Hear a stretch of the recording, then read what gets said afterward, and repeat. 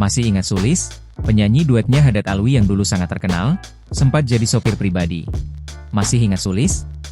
Sosoknya terkenal sebagai penyanyi lagu religi.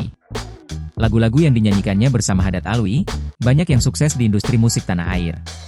Diketahui pada Ramadan 2025 lalu Sulis memilih kosongkan jadwalnya dan mengakui menjadi sopir pribadi. Ya, Sulis memilih menghabiskan waktu dengan keluarga pada bulan Ramadan tahun ini.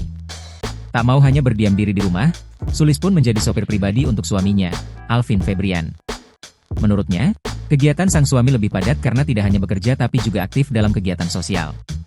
Sudah setahun berjalan, Sulis dan suaminya menyediakan layanan periksa kesehatan gratis di beberapa wilayah.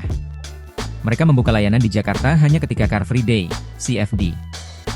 Saking padatnya jadwal sang suami selama Ramadan lalu, Sulis pun memutuskan untuk tak ambil tawaran manggung agar bisa menemani suami bekerja sekaligus berkegiatan sosial. Pertimbangan lainnya yakni karena dia ingin menghabiskan waktu bersama keluarga di rumah. Rekan duet Haddad Alwi ini ingin mendampingi tumbuh kembang anak-anaknya dan memaksimalkan tugasnya sebagai istri dan ibu. Sulis mengaku jarang pulang jika menuruti banyaknya tawaran manggung.